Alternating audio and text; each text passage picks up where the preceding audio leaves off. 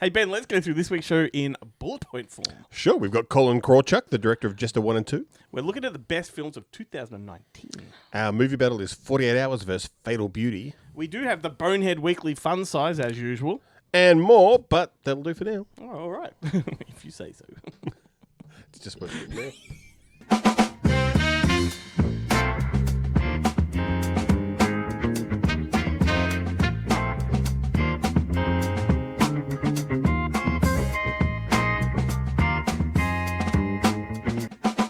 Hey, boys and girls, fellow movie geeks, dweebs, and everyone in between. Welcome to Good Movie Monday. We are the weekly podcast dedicated to nerdy cinematic ramblings. Some people call me Glenn Cochran. They call him Ben Helwig. A.K.A. the Space Cowboy. Woohoo! And if you're a new listener, welcome. So it's good to have you on board. Thank you for following us. Let's see how far you get. Challenge accepted. Ben has some handy instructions for you. Yeah, if you go to goodmoviemonday.com, you can find all of our social media links that you can like, subscribe, and follow us on Facebook and YouTube and Instagram and all of the new ones that I'm not up on because I'm over the age of 40. The ones that we got excited about at first and then just sort of forgot about. And then, yeah. If it wasn't for those Threads ads at Instagram, I wouldn't even know Threads existed. Something about lemonade. Yeah. You can also find merch. You can find all of our past shows. Yeah. Once again, we have a support tab on the website. Do click it and give us a bit of a hand. A couple of bucks here or there. It really goes a long way. Want to do a big shout out to those that did over the last week because last week we came out just would you like to help us produce the show? That'd be fantastic. And a few people took a little nibble at that bait, and we much appreciate it. There's a reason why Brody Kane is the number one listener, has been from the start. Thank you, mate. Much appreciate it. We also had Thomas, William, Max, absolute legends. Really appreciate what they've done. So if you love, is that three people? That's four. Four. Thomas, Will, Oh yeah, Thomas, William, Max. Okay. Yeah. I thought it was one name. Yeah. Only because we talk about Brody Kane on the show nearly every single week. I'm giving his full name. The others I'll be a bit more discreet and respect their privacy. But I do appreciate you guys. That kind of stuff goes a long way. So if you do love what we do, please click that support tab and yeah. Yeah, Glenn didn't have to put on the red light this week. That's right. Whoring himself out to all of the. Now that Halloween's over, That's right. there's another display on out the front of the house. It's a fantastic little preempting of today's battle too. Yeah. By the way, that's very good, Ben. Yeah. I'm a thinker, not a doer. Have you seen Eddie Murphy lately on social media where someone's giving him Bill Cosby and Well, it's in the movie. He's got a new documentary is that out. what it yeah, is? on Netflix. It's Being Eddie. It's a fantastic new documentary. I was going to bring it up later when we have the movie battle, but may as well do it now. Highly recommend it. It's a really deep dive into his early career right through, goes into the fallout with SNL. But at some point in there, he talks about how he envisions having this act with ventriloquist dolls, and one of them's Bill Cosby and the other one's Richard Pryor. And then like later in the documentary, the filmmakers rock up with those. Yeah. And he starts doing these. It's great. Highly recommend this documentary too. Did it make you want to go back and watch Raw and They go deep into that, which is Delirious? great. It kind of does. I mean, I know them back to front. I haven't watched them since VHS. They are so good. But what I found interesting was, I mean, he's very modest. He blows his own trumpet very hard. He's talking about how he paved the way for people, and that if it wasn't for him, this wouldn't have happened. If it wasn't for him, that wouldn't happen. And what's so funny about it is it's actually true. You know, it sounds very conceited to be, tooting your own horn, but everything you're saying is actually at fact checks. Yeah. Yeah. No, really, really good. Being Eddie, highly recommend it. What's that on? Netflix. Okay. Yeah, very cool. We went to the movies twice. We did, and we held hands both times. It was fun. Last week on Thursday, we had The Running Man open, and then this coming Thursday, we've got SISU Road to Revenge. Let's start with The Running Man. Sure. This is directed by Edgar Wright, the guy who gave us the Cornetto trilogy, of course, Last Night in Soho, Scott Pilgrim, all those Burst the World. all those sort of great movies. He's a very reliable director, doesn't let us down, so I was kind of quietly confident about this one. Lived up to my expectations. I really enjoyed it, as everyone is going on about. There's the book version of Running Man, and then there's the 1987 Arnold Schwarzenegger Running Man, and the two are not really the same thing. So this movie sort of takes it back to the Stephen King Yeah. book, and hits all the right beats. From memory, I haven't read it since I was probably in my 20s, but from recollection, this movie is hitting those same beats I remember from the book. Yeah, it's pretty close. Look, I went and listened to the book. Yeah. Or at least the first half of it. Right. Because my attention span is only so great. And yeah, it's pretty close. The sidekicks are kind of different. There's none of that. And the guy who kind of helps him out isn't as media savvy. Okay. And there's none. But the book doesn't really contain any of the fake news part. They've kind of had to modernise it for today's world as well. Yeah, they just the audio doesn't work at this point where he's... And they haven't time-stamped it because the book is set in 2025. Yeah. And the original, the previous movie was, 2017, I think. And Yeah. so, Edgar Wright has been on the record saying, we're not going to timestamp this because look what happens. You go past that date and it hasn't come to fruition. Yeah, I was listening to him on another podcast, and I think he said the only song that has a timestamp that it doesn't have to worry about is that Zager and Evans in the year 2525. He goes, if we're still around in 2525, otherwise that song is fine. Yeah. Look, I really enjoyed this one. I've actually seen quite a lot of criticism about it, which I don't quite understand. And the one main criticism people have had is Glenn Powell not being the right fit for it. I think he is. I really enjoyed him in this. And I'm like, are you expecting Schwarzenegger? Because that was not what the book was. He's an everyday man, and he's an everyman. I think, I can understand it to a degree only because the problem with Glenn Powell, and it's the problem I've had with Glenn Powell in everything that Glenn Powell has been in, is that he's just too good looking. He is not an everyman. He is a, I don't think he is the same kind of good looking that, say, Brad Pitt was in his prime. I think he's much more of an everyday man compared to a lot of the Hollywood stars. Yeah, look, no, Brad Pitt had something else about him. Glenn Powell is a Gap model, good looking. Well, you get a good dose of arse in this one. Yeah, you certainly do. That is one thing that they don't cut out, that they do cut out that's in the book. In the book, when they come in for their tests and stuff, they check everything. Yeah, right. And there's a whole passage about how his asshole feels invaded and stuff. And Glenn Powell must have said no. I hope there's a director's cut. Yeah. I hope there's a director's cut. We put all that stuff in. So look, I'm giving that a big thumbs up. Running Man, really enjoyed it. Yeah, I quite liked it. And it went for 133 minutes, and it felt like 90. Yeah, absolutely. We love a good short running time. Yeah.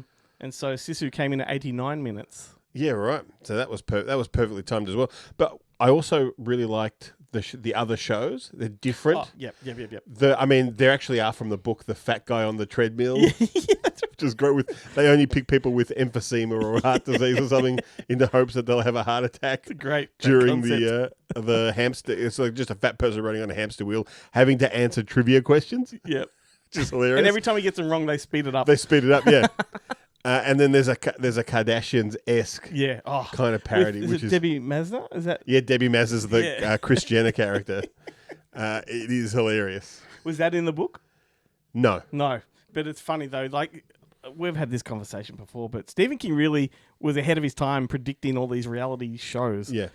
Most of them have happened in one way or another. And The Long Walk, it should be said, which is also recently released, is the companion story, because I imagine they take place in the same universe. They're both game shows televised. Yeah. I would love to go back and watch this and see if I've missed any kind of connection there. Was it one of the game shows on the television promo? Yeah.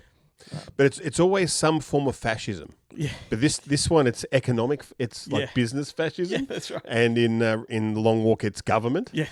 But the government almost, this one's consumerism. Yeah, the government is like a subsidiary of the network. Yeah, that's right. Which are just called the network. There's one moment though when he's going through rural America in the Running Man. Freeview. Yeah, Freeview. Yeah. He's going through the Running Man. He's going through a rural area in the Running Man, and they've got all the people on the side of the road. That looks like a shot from the Long Walk, and I'm like, wouldn't it be great to have a little bit of a crossover here? I wish they would also bring in Death Race 2000 into this universe. That'd be why haven't they? Freeview ought to make that show. I should be the executive producer. It's Euthanasia Day at the hospital. That'd be good. great. So good.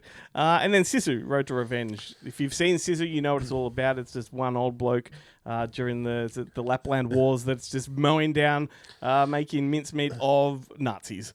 Well, I have to apologise because everyone who I invited to this screening, Sony was kind enough to give us some tickets to give away. I promised them Nazis. It was in fact Russians. Yeah, that's right.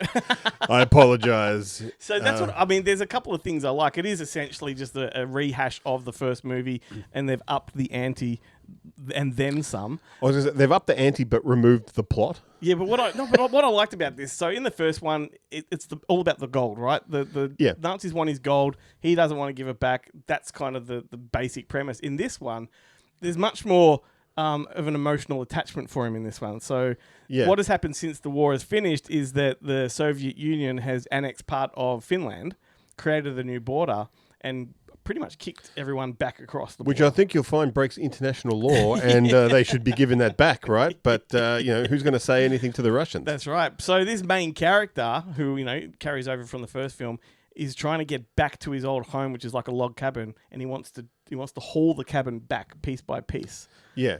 And the Soviets, the guy, in fact, who murdered his family during the war, played by Stephen Lang in this one, comes after him with his ensemble of various I Russians. guess the difference is that in the first one they're both after the treasure, whereas in the other one they're after him. Yeah. He's after a treasure, but they don't give a shit about his. They just look at it as we can't kill his family anymore because we've done that. Let's just try and destroy his precious log cabin.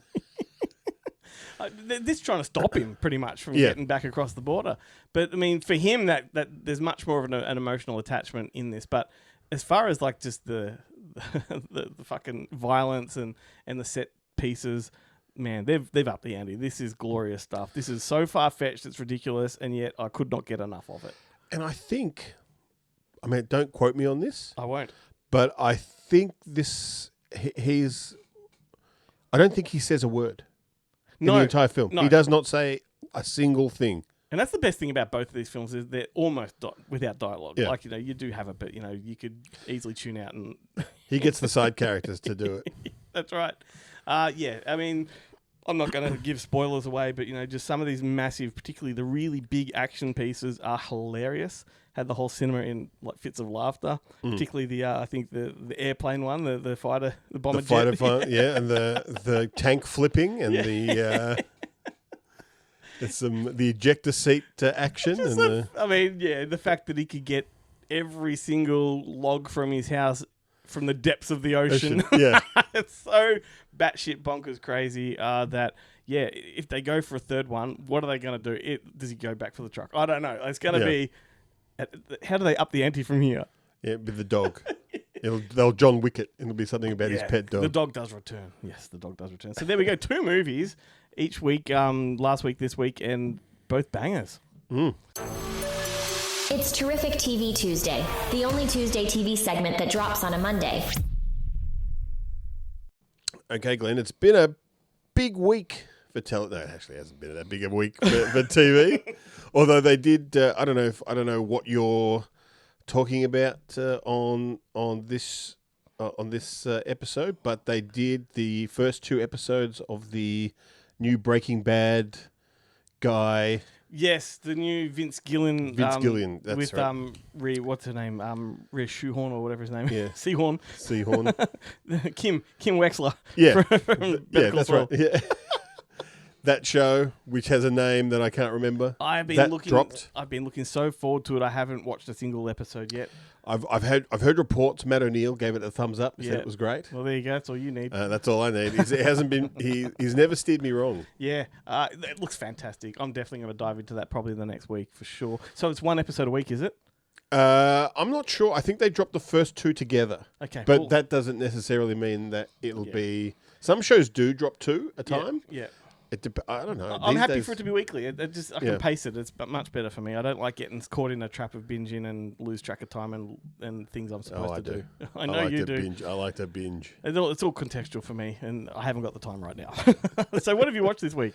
Well, this week, continuing in my craze of getting hooked on British crime shows, BritBox has just dropped the first couple of episodes, and I think even in the UK they're only up to like the 4th episode of their reboot of the Inspector Lindley mysteries. Right.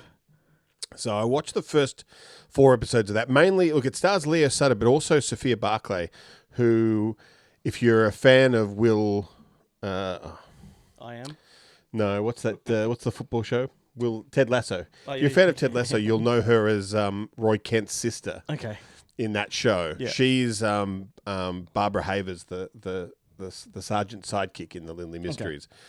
And I hadn't seen the original series, so it was a fresh watch. It's pretty good. Like the premise of the show basically is that he's an earl who is also a police inspector, and all of the other cops resent him because they think he's just playing at cop and he's not taking it seriously.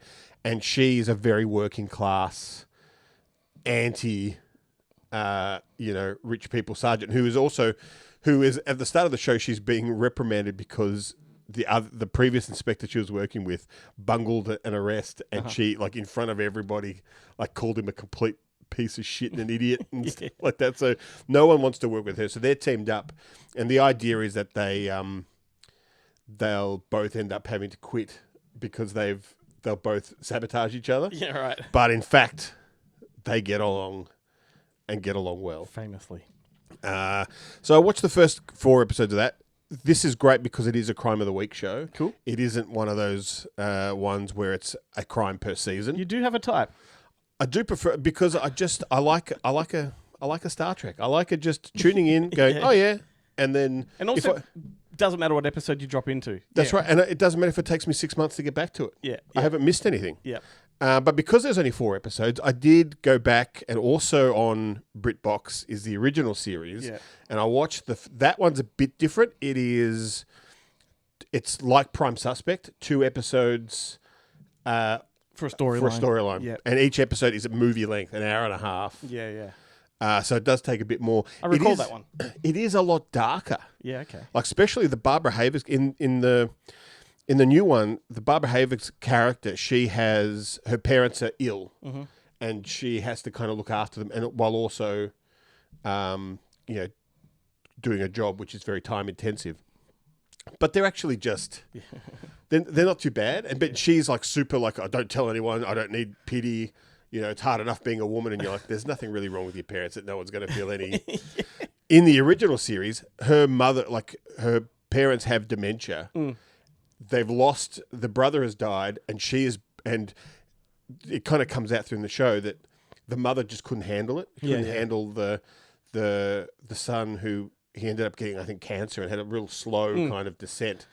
And she ended up not being able to, like, she just couldn't go and see him in the hospital anymore. And so Havers has built this shrine to him in their house. So every day the mother, who is now has to look at it and remember. So she's like, it's like I'm punishing her for not coming to the hospital. And it's super dark and super depressing. And in the new one, it's odd. Yeah. It's He's odd. got to emphasize. They don't usually do it in that way. Like, usually the newer one is the more depressing, darker one. Yeah. Odd. Cool. But definitely all on BritBox, so you can check it out there. I've also got a British show, brand new one, dropped on Netflix last week, called Hostage. And it's almost like, the easiest way to describe it would be a UK version of 24. Like, it's the closest I can think of, but it's so good. So last week I spoke about the TV show Film Club, which we both had watched, and I mentioned how the mother in that was a bit of a show stealer. Yeah, she's the lead actress in this. Yeah, right. And her name is Saran Jones, and she is fantastic. Like, talk about chalk and cheese as far as that character versus this character. So in this one, she's not making them snacks. She's a bit of a dimwit in that too. In this, she's very smart and savvy. She was like a regular on Coronation Street back in the day. She was one of the younger teenagers in that, and she's been in a lot of stuff since. But it's an easy 5 episodes, right? So she stars in it, and the co-star is Julie Delpy, and Vincent Perez is in there as well. But it's all about Julie Delpy and this woman, and they play... Delpy plays the French Prime Minister, who's on the Conservative side, and she plays the British Prime Minister. And she's only just been elected Prime Minister, and pretty much in the first week of her Prime Ministership, her husband gets taken hostage because he's like an aid worker in a foreign country. Piece of shit. Yeah, that's right. And that's where sort of the whole 24 feel comes into it, Right. because it almost feels like it is working in a sort of a real-time sort of, urgent matter. Let me do the elevator pitch for you. It's the easiest way to describe it. An international summit between the French and British prime ministers or leaders goes awry when the husband of the British PM is kidnapped and the French president is blackmailed. So there's a connection between those. There's so many little twists and turns along the way that you just don't want to give out any spoilers. But the showrunner for this is a guy called Matt Charman, who wrote Bridge of Spies. So he's got form in this sort of genre. And he's got a lot of TV credits too, like some impressive ones. And this show came out of nowhere, never heard of it. Saw that, when you're on Netflix and you just stop on a thumbnail and it starts playing a trailer. Yeah. Sometimes it plays the show. You're like, no, I'm not ready. It just starts it. Right? And that just hooked me. I'm like, yeah, well, that's the one I'm watching. Didn't realize at the time it's only 5 episodes, so I did them all in one hit. And that's the rabbit hole I'm talking about. You broke your own rule. But that's why I hate. That's why I yeah. hate them, because I then get lost in it and lose all track of time. Could have been doing other things. And but yeah, Hostage, fantastic. This Saran Jones, I think she's gonna blow up in the next 12 months. I think she's gonna become the new big thing. Because that's how Olivia Colman blew up. Was it Broadchurch, I think, is what blew her up, and suddenly she's a Hollywood thing, and I reckon this is the future for her, Saran Jones. Her thing. But I think if you like this show, it sounds like you would really like The Diplomat. Yeah. Kerry Russell. Yeah, 100%. Yeah. It's that kind of thing. So before the show's credit sequence, Ben, you mentioned Colin Krawchuk. He's the director of the Jester 1 and 2, which is a new sort of Halloween-themed horror film. I did not. You did so. I just read. If it was on the thing that I read. Ben has no Unfortunately, I was not able to participate in this interview because, thanks to the good people at TPG, my internet went down. That's right. So it's me and Colin having a good chinwag about the Jester 2, which has just been released. Like I said, it's a new Halloween-themed franchise now. It began with 3 short films, which are absolute corkers. If you go onto YouTube, you can watch all 3, and they are fantastic. 10 minutes each. It's a nice little circular story. And then some producer came along and said, hey, I've got some money. Would you turn that into a feature? And he did. He's going to give you the backstory on that. But number 2, they've upped the ante in this one. It's a much more sort of gory and violent movie to the first one. But we're going to let Colin do all the talking and, check this one out.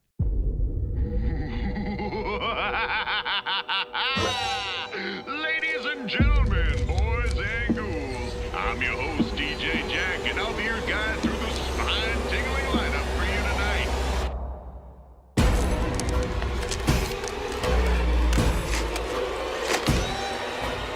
Hey, Colin, how's it going? It's great to be chatting. Thanks for being here.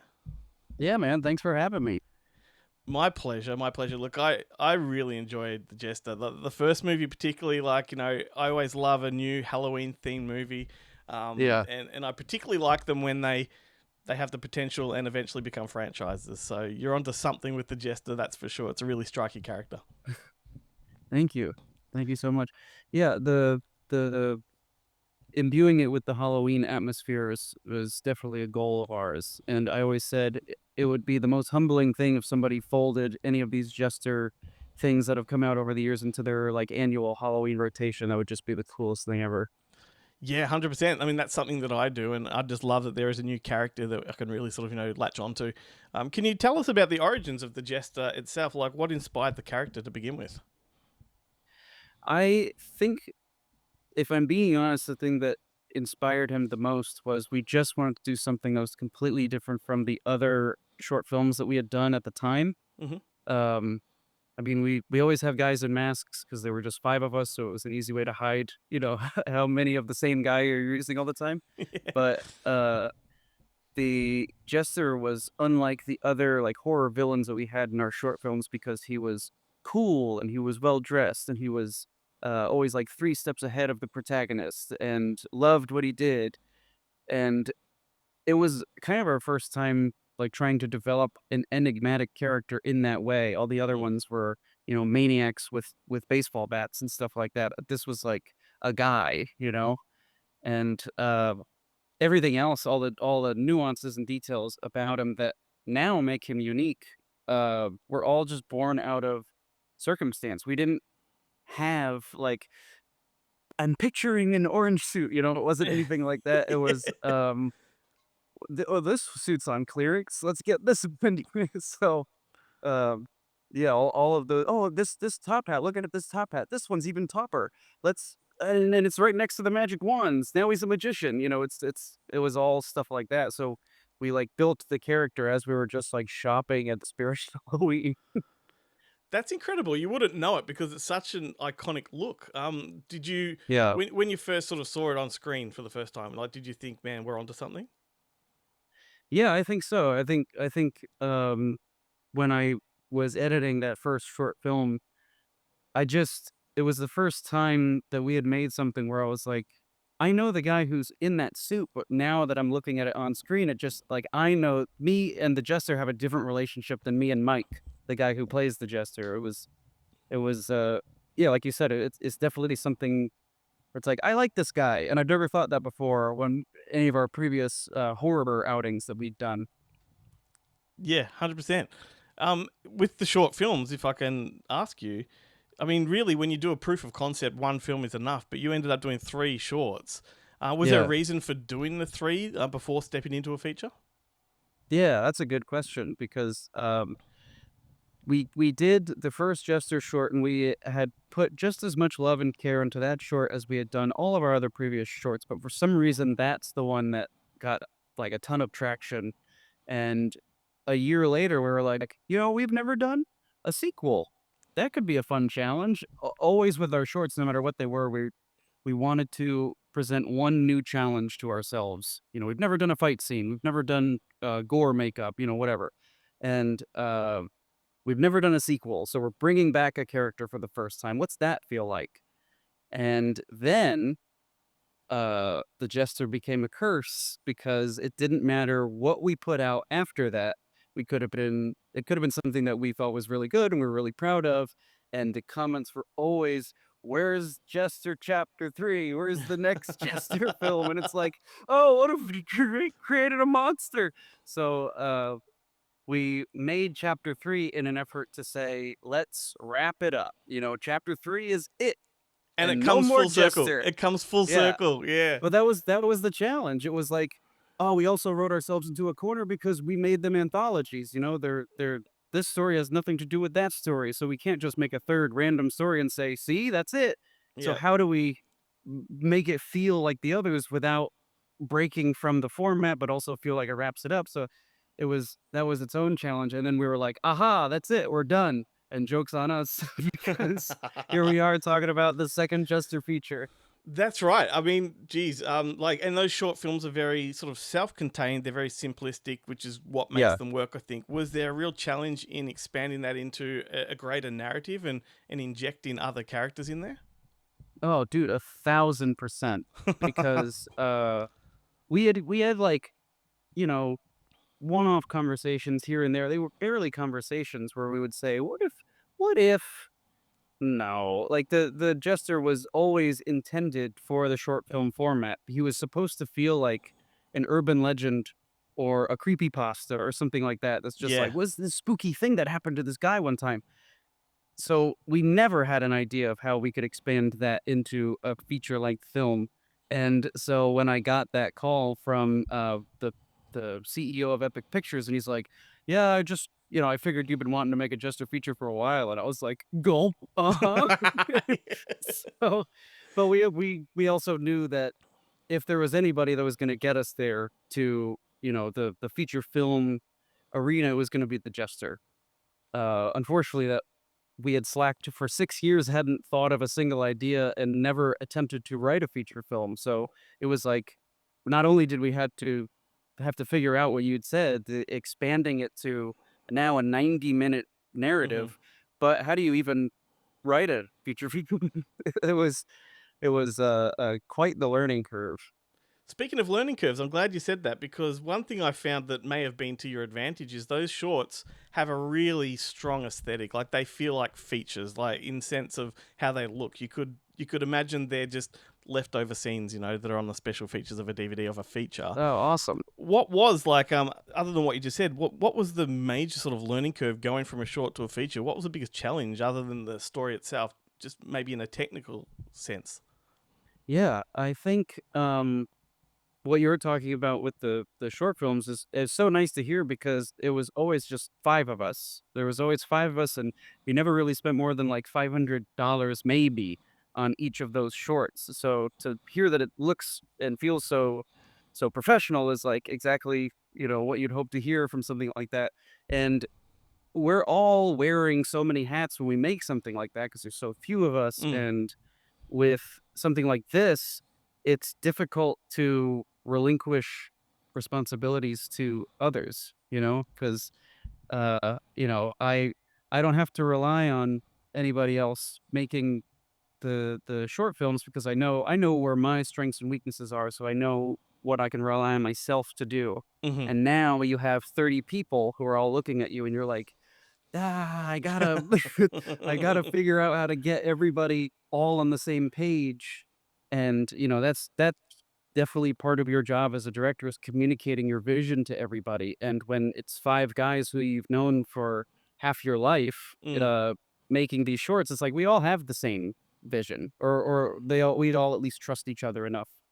And with this, it's like they're all strangers. The reference points are all changed now, and it's just getting better at being efficient in your communication and trying to convey that to all the various department heads.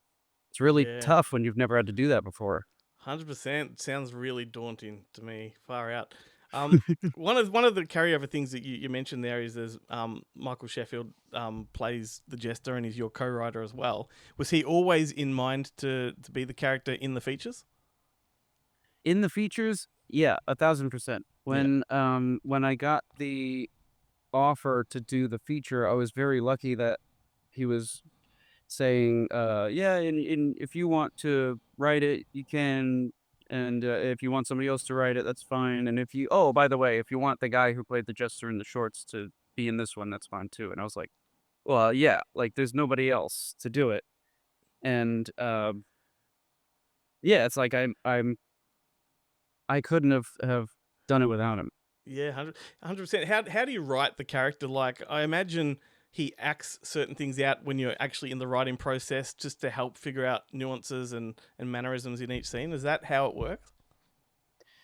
We actually, on this one, I don't remember if we did this as much on the first one, but on this one, since there's so much more Jester in this one, I actually wrote dialogue for him. Yeah. And that way, when Mike is showing up to set, he knows, well, this is what the Jester is supposed to be saying. This is what he wants to convey to whoever in the scene. So we sometimes his actions are very explicitly written Hmm. in the script, and other times, even if they are explicitly written, on set we'll be like, oh, it's not. Let's figure something else out. Yeah. And sometimes it's like, let's jack it up. Like let's really exaggerate it. Or on this one, we were actually like, let's see what the Jester looks like when he's not trying to perform for somebody. Hmm. Let's see what he looks like when he's pissed off. And I thought that was really like an interesting new dimension to him. For sure. You've really doubled down and you've upped the ante for part two. I think horror fans will be pleased to know that it's much more graphic. It's a lot grosser, which is great. Did that make it a lot more fun to make? No. Was it harder to make? It's so much harder. It actually, like, I don't know, but like it actually was supposed to be grosser in some elements, but the grosser, and any horror filmmaker will be able to tell you, the grosser things take a lot more time Hmm. on set, and you need multiples of wardrobe because they're going to get splattered with blood. And you have to reset and clean up and all these things. And so there was written to be the same scenes were there, but they were just a little more graphic. Hmm. And on set, it just got to the point where we're like, we just can't be adding blood to this scene. Otherwise, we're not gonna have a scene. We're not gonna have time to finish shooting it. But yeah, all the practical SFX, it's like it's so stressful on set because a lot of these things, especially on a production of this super small scale, you only have one shot to Yeah. get it. Yeah. And it is the most like everything is tight and puckered up while you're waiting for the axe to swing down and the gag to deploy the way that it's supposed to. But when it does, it's the best. Like you feel this immediate release through everybody on set. Yeah. Everyone just goes, oh, and for one moment we're all friends and everything is fine, and then we move on to the next thing.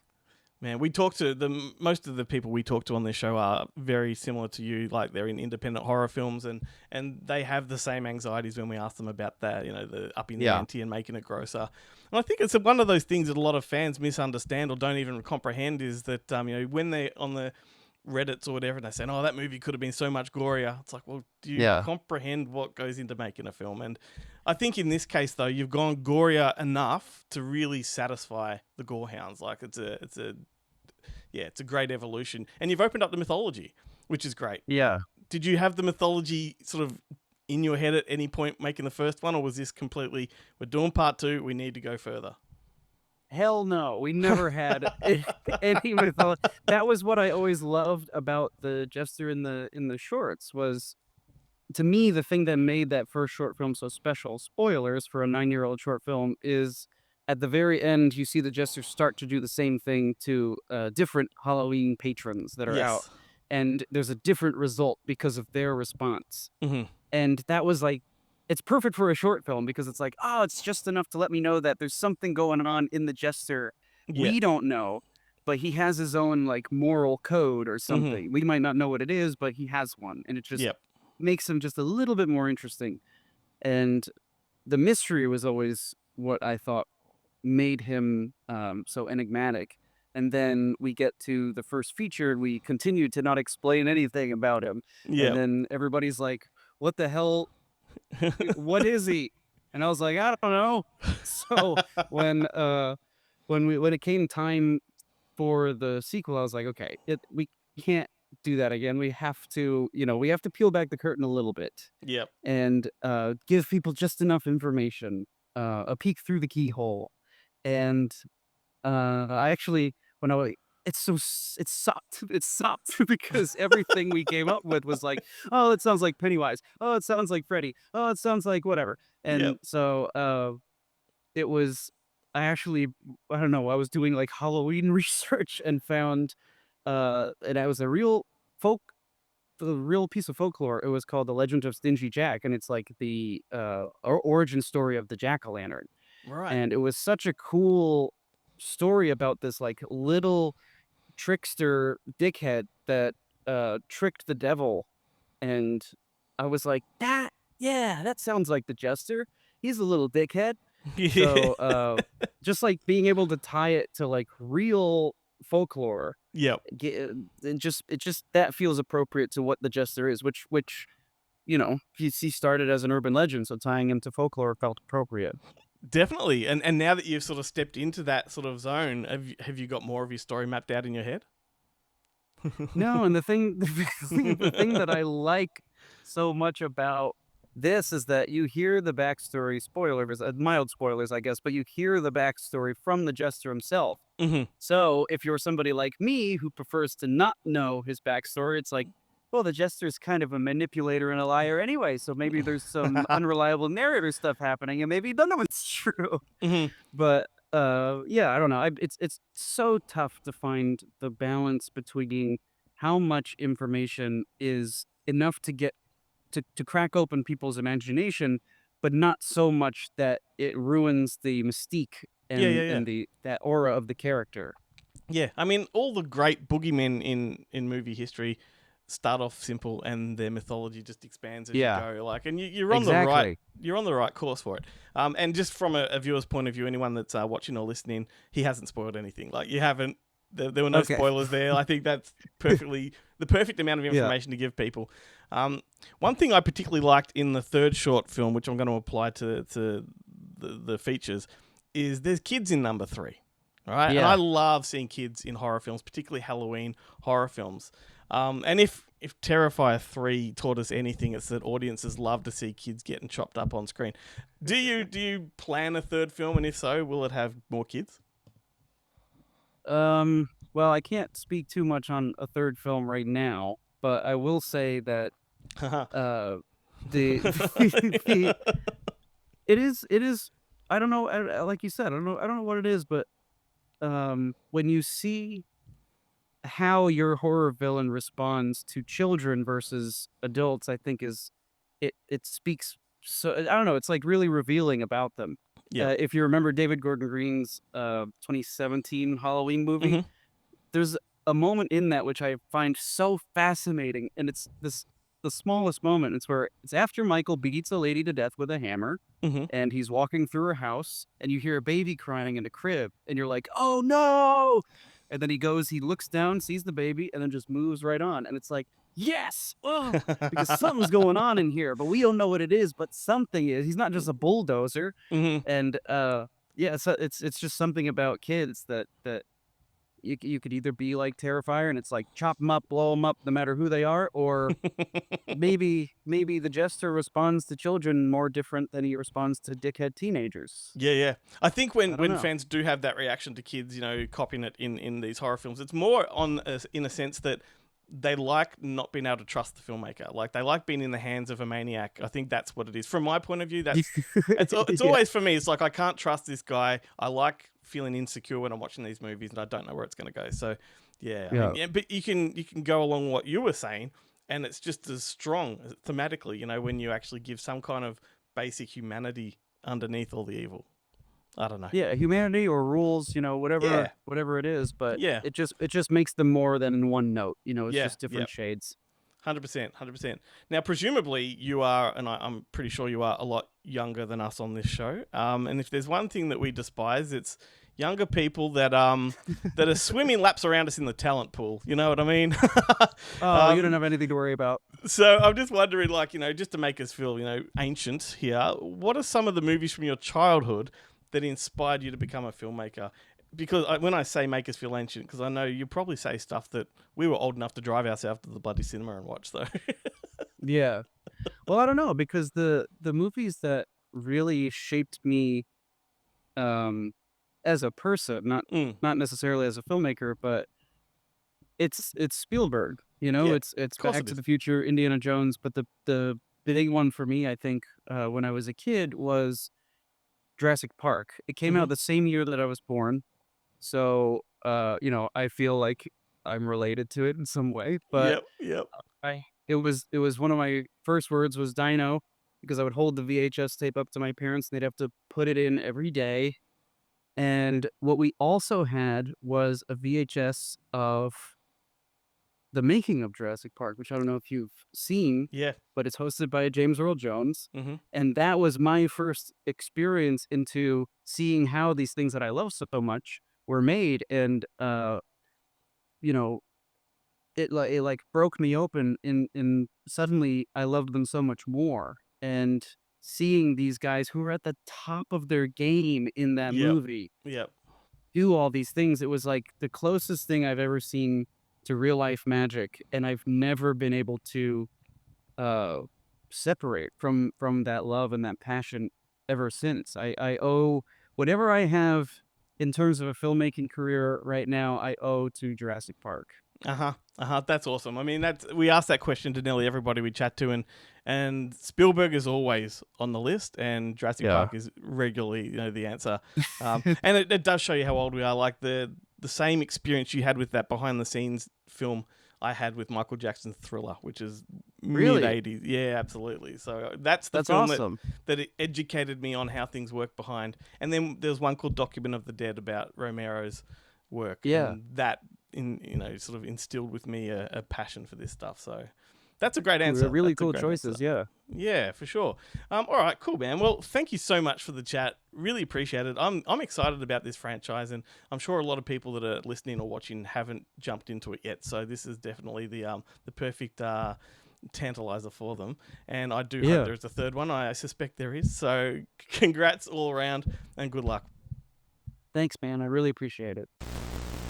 2019, President Donald Trump announced the death of Islamic State terrorist Abu Bakr al-Baghdadi had been killed during a special forces operation.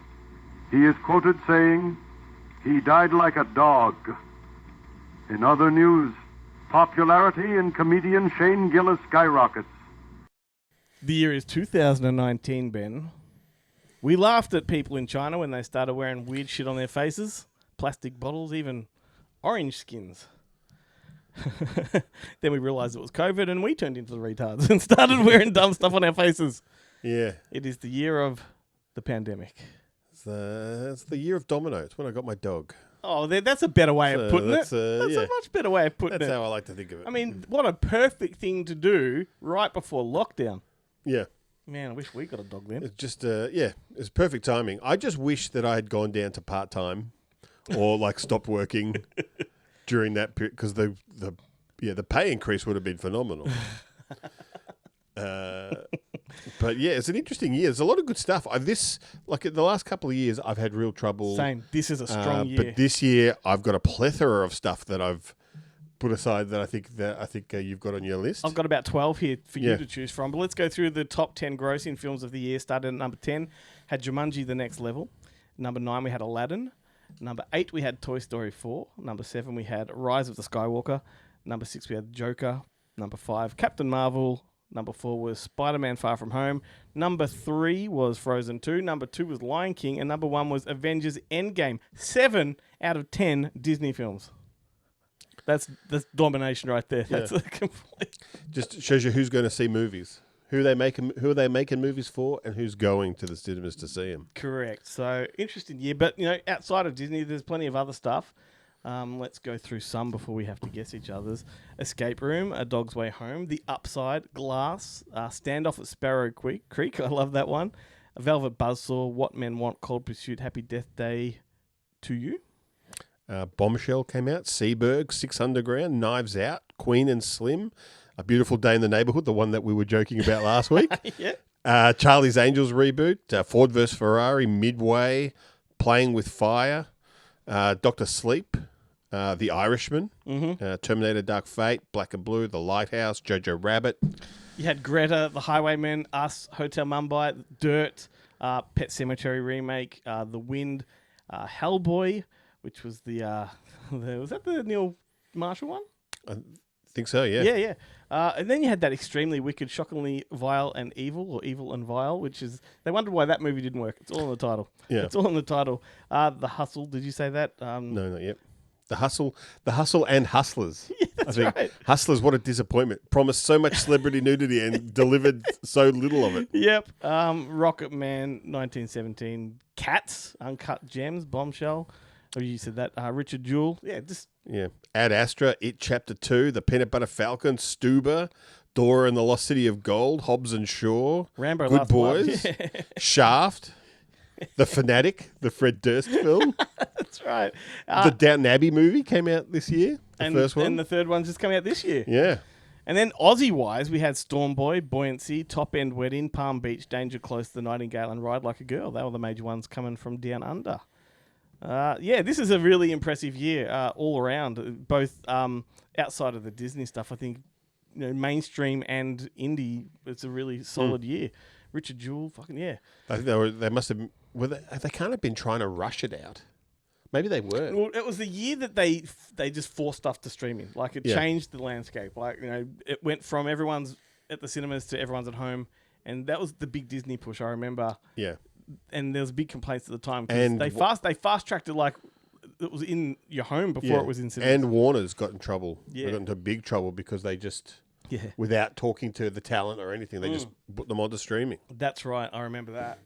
So let's try and guess each other's favourites. I really struggled to pinpoint some of yours because I don't know how you feel about half of these.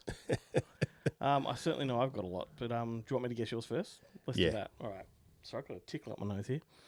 I'm going to say Cold Pursuit. No. Okay. What about Brightburn? No. Booksmart?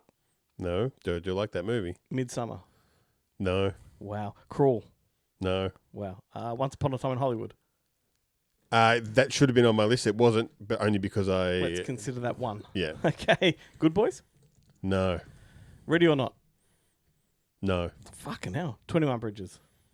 No. Okay. That's all I got. Wow. Wow. That's my worst performance yet, I think. There's so many. Yeah. I had Well, hang on. Before I go through why don't I go through yours All right. first? Because I think there's a lot of double up in my list and Okay. what I assumed is your list. Sure. So, Wild Rose It should have been in my Been list. there. I forgot because it was my favourite film of the year. So yes, let's just give that a yes. Top End Wedding, No. Uncut Gems, Yes. Once Upon a Time in Hollywood, Yes. Wow. Dr. Sleep, Yes. Dragged Across Concrete, No. Color Out of Space, No. and The Buddy Games. No. No. So you got 4. I got 4. I did okay. That's your best performance. So you've gone from my worst to your best. That's incredible. All right, you go through yours and then see if we Okay, do so I had double up. Wild Rose. Yep. Yesterday. No. I really liked that film. Yep. Wretched. Stuber. I like Stupid, but it didn't make my top. Porno, which we played at Monster Fest, which was a It's great the Aussie film. one? No. Oh. This is the... I believe this is the one about the people who they work in the Christian Yeah. town and they have the cinema. They can only play a league of their own. And Yes. I can't remember what the I'm other thinking of movie is. PAWNO. You're thinking of which I think was the year before. Yeah, that was a fantastic film. Yeah. Yeah. I have never seen it, unfortunately. Motherless Brooklyn. Yeah, no, I haven't really looked liked. up there. Buddy Games. Blood and Flesh, The Real Life and Ghastly Death of Al Adamson. No. Baccarat, the South American film. Anna, the Luc Besson film. 1917, the war film. Dolomite Is My Name. Yeah. That's how such a good's that? banger. Yeah. Ford vs. Ferrari. And, of course, Once Upon a Time. Yeah. Okay, it's a good list. I mean, can't go wrong with this year, really. So mine were Cold Pursuit, the Liam Neeson one. I think that's fantastic. Fighting with My Family. Oh, yeah, right. With Florence Pugh. Yeah, I've watched that a number of times. Directed by Stephen Merchant. I love it. I didn't even know that was directed by Stephen Merchant. Yeah. Such My a good- favourite part is the callbacks. Oh, yeah. The little callback sequence. I just love all of it. It's such a good movie. I think that's the first film I ever saw that Jack, whatever his name is, the guy from Slow Horses. Oh, yeah. Jack Loudon. Is he the brother? He's the brother. Yeah. He's good in it too. Really feel sorry for him. Yeah. I had And then not sorry for him.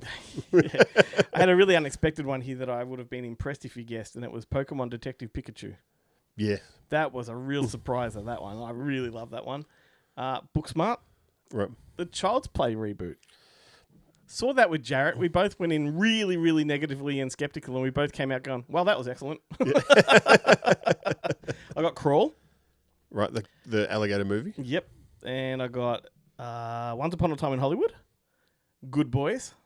I loved Good Boys. Just having those kids do all those things on the sex swing and dildos and I enjoyed it, but I found that most of the really funny stuff was in the trailer, and it kind of lessened enough. the impact of the movie yeah, for me. no, there was enough in it to keep me going all the way through, and I've watched it about 3 or 4 times now. Doctor Sleep, but only the director's cut. I Right. think that's magnificent. 21 Bridges, that. I don't Talk about a throwback to classic 80s, like, Schwarzenegger, Bruce Willis type of stuff. It's Who's like, in it? it's what's it, the Black Panther guy?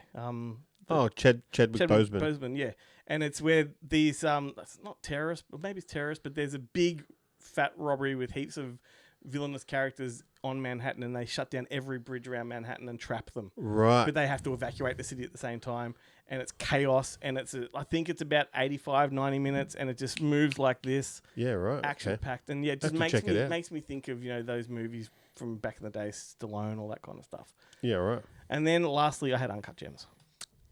Uncle Jams. And it's not that, it's not that you enjoy that movie. It's just such a great movie. That's really Paul Thomas Anderson's kind of thing. That's not him in Oh, it's not him, No, but it's yeah. but it is it's the Safdie brothers. Yeah. But it is that Paul Thomas Anderson thing where you're like, I didn't have a good time during it, but I loved it. Yeah, that's right. I mean, I was anxious the entire time. Yeah. Like, it really, really, it gets under your skin, that movie, and it doesn't relent. It's like, it just elevates from anxiety to whatever is above anxiety.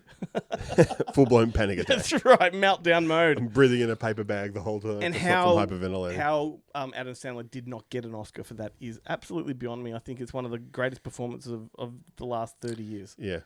Anyway, and then he Oh, goes, and it was also Hubie Halloween. It's also the year of what's it, Murder Mystery? Oh, the Adam Sandler one? Another fantastic Adam Yeah, Sandler because film. he'd signed on to Netflix around about that time just to Yeah. pump out a whole lot of stuff. Ridiculous Six, that would have been, was that last year? It's fun. Yeah, because 2018. there's the Hollywood 6 and then Ridiculous 6 came out pretty close together. I always used to get them mixed up. Never understood the hate for Ridiculous 6. It's Not Hollywood 6, what is it? It's a wonderful movie. No. It makes me reconsider every time I have to go to the dentist. What? Oh, no, the barber, sorry. The barber. Because the barber is the dentist and the doctor. That's right. I think Ridiculous 6 is better than that. 6 Underground, I mean. 10 Ways to Die in the West, or 100 Ways to Die, and a Million Ways to Die in the West, whatever the fuck that one's called. The Seth MacFarlane. That's right, one. yeah. Ridiculous 6 was much better. But, Prove me wrong. And they will. Dearie me. Well, let's check in with the Bonehead, see what they reckon. Let's do it. Welcome to Bonehead Weekly Fun Size, and this week is 2019. Yes, that's right. The year that gave us Parasite? It gave us COVID. Yeah. That? You guys COVID started in remember, 2019. remember that COVID? Yeah, that was cool. Luckily, it passed, and we'd never have to There was think of it very again. little that came about that. Yeah. So who would like to go first? It was hard between three picks of mine because I had great experiences watching all three, but I got to go with my first one simply because it has two of my current favorite actors of all currently, and honestly, they make the list. Oh my God, Harry Potter You're picking Harry Potter? and No. the great Samara Weaving. I got to go with Guns Akimbo. It was my favorite movie of 2019. Absolutely loved it. It was a banger all the way through, and I love. Why can't I remember his name? Gotta stop doing Daniel Radcliffe. You want to go Thank with you. Daniel Radcliffe? Daniel Gotta stop Radcliffe. doing the Australian Norman. It was a banger all the way Did through. I say banger? You've said banger several times in the last few ones. Did I really? Could you add MASH to it? Yeah, because if it's not with MASH, then who cares? Oh my God, I didn't realize I was doing it. No, it's an amazing film. It's an action film. It's about Daniel Radcliffe as a loser troll who says too much to the wrong person, and suddenly he has guns attached to his hands. It is fun. I love it. So Guns Akimbo. Joe, Yeah. you want to go? You want me to? Yeah, I'll go. I'm having a hard time because I couldn't figure out what I wanted, and Chad's like, it's these two. And this son of a bitch was right. The most fun I had in a movie theater was Once Upon a Time in Hollywood. That was the other one because me and Joe, we saw it together. It was an amazing time in the theater. Yeah, my kid's mom was gone for a conference, and he was sick, and then she came back, and I said, I want this 2 or 3 hours. Chad and I had a date night. I remember posting about it on social media. Yeah, I went and bought the tickets before so to make sure we had seats because that place was packed. And I loved hanging out in that movie so much and dreaded the ending just because we all know what happens with the Manson family. Mm-hmm. And bless him, he once again rewrote history to where I didn't need. I don't know. Tarantino, I don't think I'd ever want to spend more than 5 minutes with him in a room. I may kill him. But there is nobody alive that I feel like gives you a better payoff in his third act for a movie. Is there anyone who's like, nope, this is how it's going to end, and you are getting a payoff at the end of this, and there will be a release? I don't know that anybody does it better than Tarantino. You know, what's funny is also in 2019, there was a movie. It's got a current 2.9 rating. The Haunting of Sharon Tate also came out in 2019. Mm-hmm. And instead of Margot Robbie playing Sharon Tate, we got Hilary Duff. There's no difference there. James. You talked about a film that rewrote history. I'll talk about one that might solve a mystery. That was for poor DuckTale fans that'll hear this. I'm going to go with Knives Out. I love that had movie. an absolute blast with Knives Out. Benoit Blanc might be one of my all-time favorite characters now. I'm waiting for the new one. I will not be disappointed because I can't be. They've yet to find a way to disappoint me with those films. Chad gave me a great honorable mention, but I'll let him say if he wants to. But no, you it's go going to for be it, buddy. Knives Out. You're the one that recommended it to me. Honorable mention is right over here on my shelf. Actually, I bought it. It was hard to find on Blu-ray, but I found it. Motherless Brooklyn. Edward Norton made a film with Bruce Willis that 4 people saw, but it is so rips you apart, and then it's great. It's just great. Motherless Brooklyn is an honorable mention. I'll shut up now. And both of them do a really great job in that film. I loved Motherless Brooklyn. It may be Bruce Willis's last Yeah, pathos, I think so. Ready or Not. The movie that surprised me the most that year of having no expectations and going, boy, damn, that was good. Also, Samara Weaving. Yep. She can do no wrong. Well, she can do wrong. There's been a couple of Yeah, she's awful been miscast a few times. Bill Yeah, and yeah. Ted's whatever it is. This has been Bonehead Weekly Fun Size.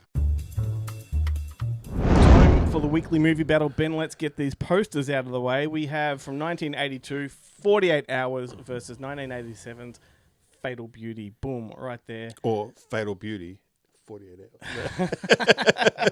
Now let's see who controls the edit. Yeah, just watch. Yeah.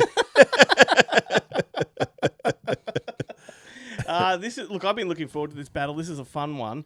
And I'll just be honest with you, like originally this battle was going to be Fatal Beauty versus Beverly Hills Cop because they are very much the same kind of movie. But Makes I thought a lot more sense. to give Fatal Beauty a standing chance, like a fighting chance, I thought we'd pair it with 48 Hours instead because I don't think you can beat Beverly Hills Cop. It's just a pretty flawless movie. And I think when you watch Fatal Beauty, you realize how great Beverly Hills Cop is. Yeah. Like the flow, the beats, like it's marvelous. So let's do this battle. Fatal Beauty was directed by Tom Holland, who the very next year would go on to make Child's Play with Brad Dourif, who is in Fatal Beauty.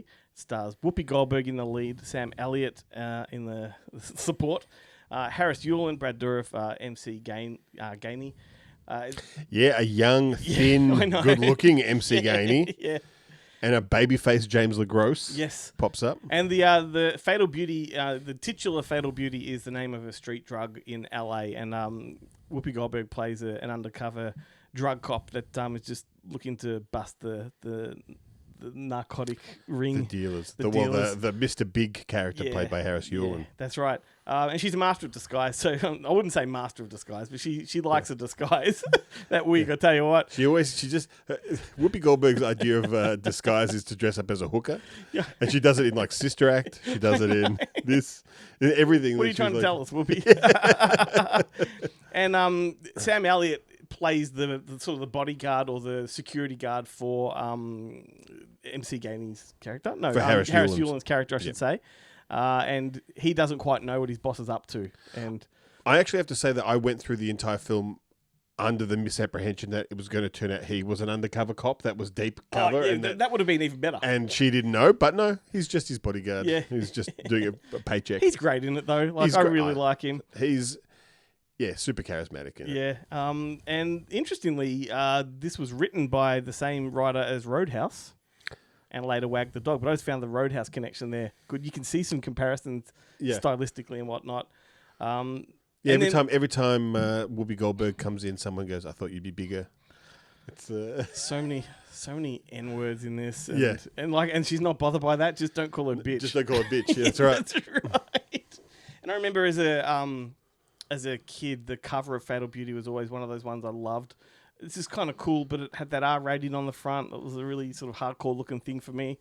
And Whoopi Goldberg, at that time, was the Eddie Murphy counterpart, wasn't she? She was like I would imagine very close to being the #1 female box office star at the time. She was huge, and she and she was comparable to him. Like what he was doing, she was kind of doing as well. And Fatal Beauty is a perfect example. And then her trajectory went in a different way with other movies. She did great big movies back then, but I think after Ghost, which got her the Oscar, everything kind of went downhill, didn't it? Yeah, I think she kind of almost got too big, and it became. Like she started doing like family movies. She stopped doing those R-rated kind of comedies. Which, coincidentally, Eddie Murphy ended up going into the family that's right. movies too. It's I feel it's more of like the Cuba Gooding Jr. syndrome. She won an Oscar like he did, and then just started making Drek. Yeah, couldn't get decent roles. But it's so weird. Like there's that theory about black actors and how Hollywood can't handle successful black men, so they have to try and emasculate them by they always put them into a dress and make them play like a big mama's house or something like that. They always have to make them look ridiculous. And you look at it in terms of Eddie Murphy and Whoopi Goldberg, and you're like, well, it's not, shit. I mean, I think both of them played white people at some point in that new Eddie Murphy doco goes into that and the politics behind it and whatnot. But yes, you are correct. Eddie Murphy twice. Yeah. Or maybe even more. I mean, it's like he permanently lived in a fat suit for about 10 years. Yeah, along with Martin Lawrence. Yeah. There's this one thing that stood out to me as really ridiculous in this, and it's such a small thing, but I'm watching it going, man, it bothers me. So Brad Dourif is like, one of the bad drug dealers, and he's got henchmen, like all bad guys behind him, and he's got one that likes to intimidate people by chewing glass. Yeah. And like, it's the least intimidating thing I can think of. Like, he just breaks the bottle and chews it in front of someone. What does that do exactly? Like, how does that scare another person? And the way he does it, like, they really focus on that as it's a thing. It's his shtick. Like, how dumb. What does it mean? It's just sugar glass. Don't worry about it. Yeah. But I think I told you this off mic. Yeah. But for the longest time, I thought I'd never seen Fatal Beauty. Yes. And watching it again at the start, none of it came back to me. Yeah. But then the scene where she goes into the drug kingpins like slum town, and I was like, it was all 100% so familiar. But I thought it was from Stone Cold. I thought Brad Dourif was that's right, was the villain on Stone Cold. And then watching Stone Cold again, I'm like, hang on a second. I've got it all Brad wrong. Dourif's not in this. Where's that whole sequence? Because it's in this. It's in Fatal Beauty. That's hilarious. So before you tell me like your thoughts on Fatal Beauty, let's go into 48 Hours. Yeah. 48 Hours was a massive film at the time, a massive game changer. It's been credited many times for being the original buddy cop movie. Yeah. It's not quite like Freebie and the Bean and Running Scared came before it, but it did put Hollywood on a new course to pump them out. So you got to give it that credit. Directed by Walter Hill, the legendary Walter Hill. This just reminds you how prolific that guy was. Yeah. Starring Eddie Murphy, Nick Nolte, Brian James with the most ridiculous wig you've ever seen, James Remar, Denise Crosby, co-written by Roger Spottiswoode, which is, I believe he was the original creator. Like he came up with the story. And this one, everyone should have seen this by now, but it is about he's not a burnt out cop, but he's a rough, grumpy cop, Nick Nolte. That is. He doesn't have a partner because he's too grumpy for them. You know the story, and he reluctantly teams up with like a wisecracking smartass convict, Eddie Murphy, to track down 2 escaped killers. And joining Beverly Hills Cop, it does also feature a very angry black lieutenant that's in charge, and a Jonathan Banks. And a Jonathan Banks, yeah. That's right. Yeah, the angry police chief is hilarious. Yeah, and in this one, he's outrageous. Like, he is getting angry for nothing. Yeah, and they ignore him too. Yeah. And these two cops, or this cop and this con, have 48 hours to get these escaped killers. Otherwise, Eddie Murphy's character has to go back to jail. It's a fantastic movie, I've got to say. Like, I've not watched it in a long time. I think it holds up pretty well. But watching it more in the sense of it being a game changer was fascinating to me, just on how it really was the first black lead that took charge. Like, you know, because Nick Nolte's not really in charge in here. Nick Nolte cannot do anything without Eddie Murphy's character, right? And that's kind of where the dynamic in Hollywood shifted. And look, it was your worst nightmare. A black guy with a badge. That's right.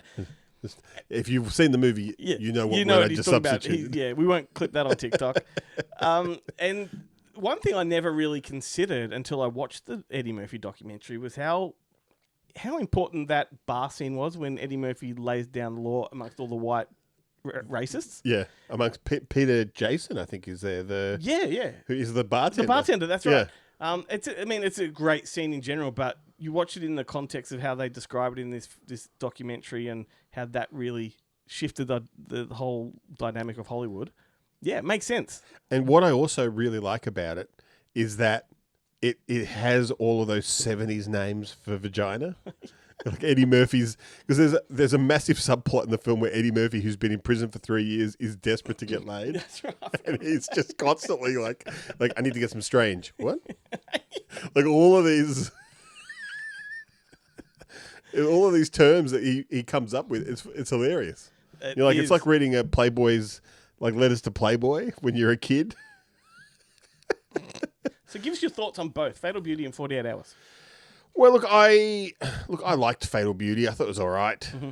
But for me, 48 Hours is a fucking banger. I love it. Yeah. I think it's fantastic. And I also quite enjoy the sequel, another 48 Hours. That's good too. Although I think Eddie Murphy's gotten a bit fat in the second one. And what are the odds that have another 48 hours to do something? Yeah. And it has a similar kind of... However, another 48 hours was Eddie Murphy's story. He conceived that one. Right. Yeah. And it does... Brian James comes back. I think he might be the only... Does his wig come back? Yeah, it certainly does. Oh, far out. It deserves a spin-off of its own. Shocking. At least he's not trying to do an Australian accent in That this is one. true. That is true. Uh, Look, I'm on the same boat as you. I think 48 Hours is a much better film. I find Fatal Beauty a little bit hard to resist as well, though. Like whenever it comes on, I enjoy the shit out of it, but I do think it's a bit laborious in the middle. It just strays off the track for a while and gets a bit boring. 48 Hours just maintains its pace right from for the whole thing. Yeah. I was actually thinking when I was watching this, I was like, I think I would have had a harder time choosing between 48 Hours and Jumpin' Jack Flash. Oh, yeah. But then it's been a long time since I've seen Jumpin' Jack Flash, Yeah. and I'm sure that has dated a bit. because it is like just like Whoopi Goldberg on her computer talking to Richard Cazenove. I think it is. No, You're it's Jonathan Pryce. Is it Jonathan Pryce? Yeah, Even yeah. worse. The reveal at the end. Yeah, when he the just end, walks yeah. out like Jesus. But that's the thing is that I really did like Whoopi Goldberg back in that day. I liked her so much that I even liked The Telephone, like that. Remember that movie? Yeah. The movie that she tried to sue them over, and very controversial backstory to that one, directed by Rip Torn. Yeah. But yeah, like I mean, she was on a string of winners, like Jumpin' Jack Flash, Burglar, which was that was a gender flip because it's based on a series of books, and the character is a male who also had Bobcat Goldthwait, and that was his as the sidekick, rising up in Hollywood at the time as well. Because it was like Whoopi Goldberg, Robin Williams, and Billy Crystal. Was it Billy Crystal? Were the kind of comics on the rise?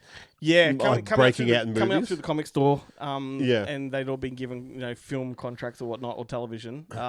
Even Jay Leno tried to do Collision Course, yeah, whatever. with Pat Morita. Yeah, all these all these stand-ups from that era tried to get into it. Yeah, Wise Guys with Joe Piscopo. Yep, absolutely. There's so many. If we'd planned an episode about that, it'd be such a good one. But that Wrong Guys, where you had all of them in it. Belzer and Tim, what's his name? Jonathan Tim Winters Thomason, and Tim Thomason. Yeah. Richard Lewis. Yeah. Louis. From Police Academy and he died recently. Louis. I've forgotten. He works in McDowell's or McDonald's in Coming to America. Louis Anderson. Yeah. Yeah, he's great. Anyway, that's a tangent and a half there. So the winner is clearly 48 Hours. Yeah, I think so. And it's owed entirely to Walter Hill too. This guy just doesn't know how to. Because this wasn't that far away from. It was interesting because James Remar was also in The Warriors. Yeah. And I think he's in a couple of other Walter Hill films. Nick Nolte was also in Extreme Prejudice. Yeah. And so it's like he had a stable. He did. Whereas Tom Holland is on the record saying Fatal Beauty was a massive misstep for him. He didn't want to get pigeonholed into horror. Made this, then realised he'd rather do horror. Yeah, right. And went back and took Brad Dourif with him, and the rest is history. All right, 48 Hours wins. Cut.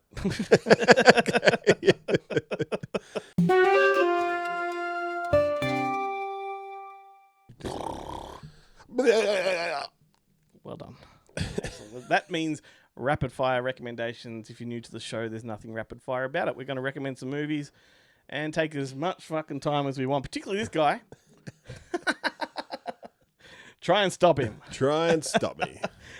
So I'll go first, you go second, and I'll wrap the show up. How about that? Okay, let's do it. So if you're new to the show, this is the final leg. So you've made it, If you're still here, congratulations. Don't leave now. You owe us $5. So I'll keep this short and sweet. This recommendation comes from a good friend of the show. She is a publicist named Annette Smith. She recommended this to me, and it's one of the best recommendations I've had in a long time. It's a 1955 movie called All That Heaven Allows, and it is wonderful, directed by Douglas Sirk. It's starring Jane Wyman and Rock Hudson. I remember being on the Zoom when she was telling you about it. Yeah, that's right.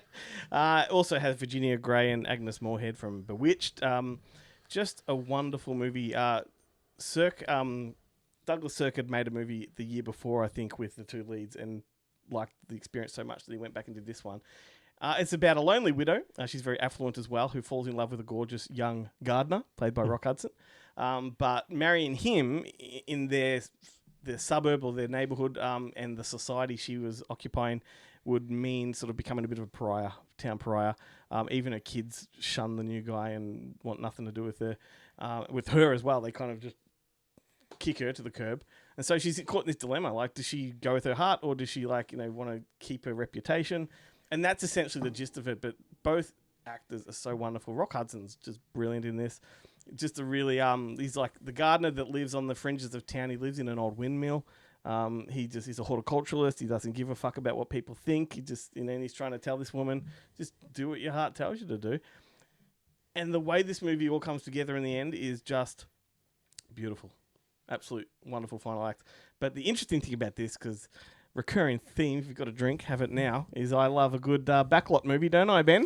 You do like a good backlot movie. And this one, the neighbourhood and the town itself, were all shot on Paramount's famous Colonial Street backlot, which is also the home of Leave It to Beaver, The Munsters, Desperate Housewives, The Burbs, House of a Thousand Corpses. And what I find fascinating is that you can see those movies in it. Like, we know the landscape. And it's funny, though, because when the opening scene comes up and it's a clock tower, my wife goes, "Oh, Back to the Future." I'm like, "Oh, come off it." I didn't know whether she was serious or not. I'm going to maybe give her the benefit of the doubt and say she was joking, but I can't tell. But the movie was ahead of its time. On the surface, like a nice romantic drama, but it also tackles themes of class and social status and even gender roles and things like that. The role of a woman in society is very interestingly handled, very progressive for its time. So yeah, that is my recommendation. Thank you to Annette. All That Heaven Allows, 1955. I'm going to watch it again probably the next year or two. Like it's worth a rewatch already. Yeah, lovely. So there you go. Your turn. I'm going to talk about kind of almost a bunch of films. Oh, which is it's going to go for settle in, folks. No, really quick. I usually like to watch a movie from the year that we're doing, and I had a list of films that I hadn't seen, and then I didn't watch any of them. Oh, I got sucked into instead. It just came up in my feed. The Rise of the Foot Soldier movies, the Essex gangster. We had films. Will Gilby on the show, one of the writers. It's the brother team that created this series. He did that Jericho Ridge that we talked about. Yeah. Well, because they're just so what's the word? Exploitational. Yeah, I love the first one. Like I do love the first one. Yeah. It's a series I think I've gone 2 or 3 into. But yeah, and there's I think there's 5 or 6. They pop one seemingly like one a year comes out.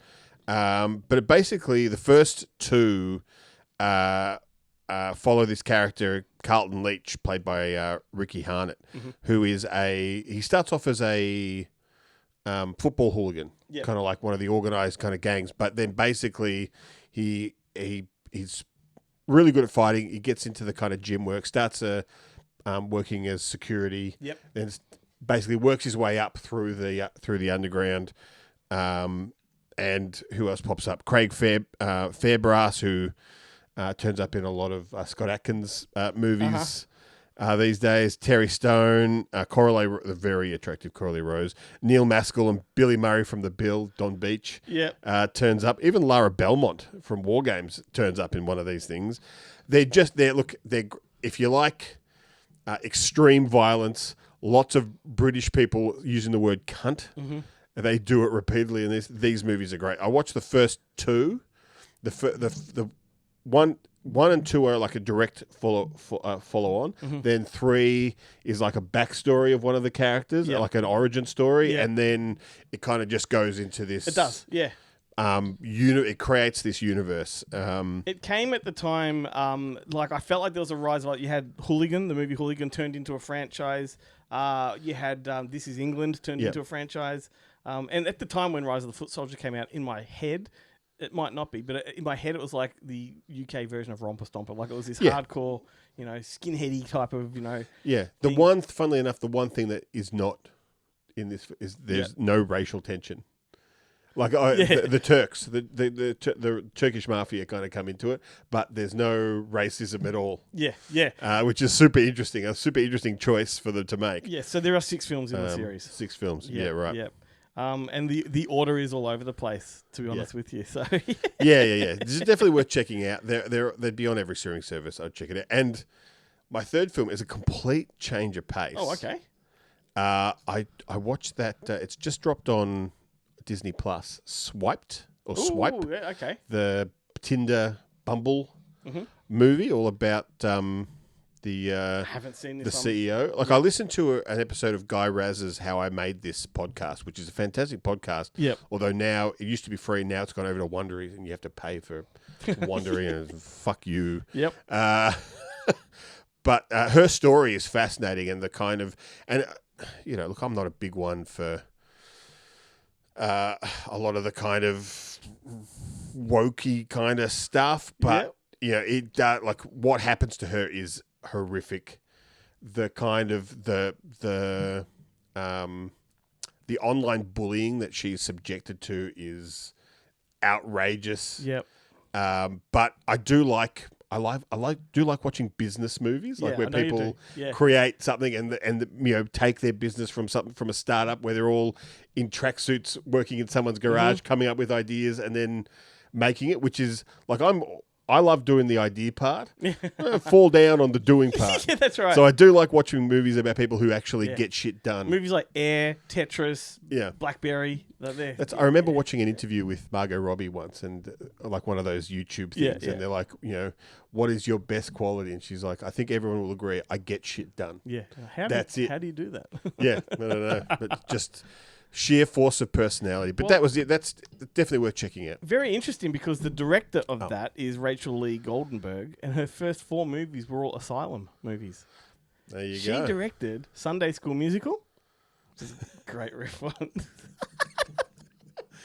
She did Sherlock Holmes, which was it came around the same time as the Guy Ritchie one. Yep. It was. They didn't even try to do a dumb name for that one. It was just Sherlock Holmes because they could. Because they could, yeah. Then they did She did Princess and the Pony, and then Grimm's Snow White. All asylum movies, and then she stepped up. After that, she did that Deadly Adoption movie with Kristen Wiig and Will Ferrell. Do you remember they made that thriller? Everyone thought it was a joke, but it was a real thriller. It was a real thriller. No, Yeah. I've got to check that out. But the joke was that it's a real thriller. It's a real thriller. Because they even marketed it like he had a bad wig on the poster and it looks like an SNL movie. And then everyone watched it going, where are the jokes? But it's also played out like a Hallmark thriller. I've got to see this. And it was all intentional. And it was like they didn't even tell anyone it was in production. It just got dropped out of nowhere. There's and I think it got dropped on Tubi or something. There'll be my recommendation for next week. And then suddenly everyone just like the joke, that was the joke. How covertly they did it. Yeah, right. Yeah, so there you go. You learn something every day. That's not what we're about. You don't learn anything on this show. No. I've never learned anything in my entire life. In fact, and I'm not going to start now. That's right. And if you haven't learnt by now that you learn nothing on this show, you haven't learnt anything. And you'll never will. Alrighty, so we're going to wrap it up. Don't forget, go to goodmoviemonday.com. Hit subscribe on all of our social medias. Buy some merch. Hit the support tab, all that kind of stuff. We will be back to do it all over again next week. Have a good one, Ben. I'll probably see you at the movies. Yeah. David. The week is young.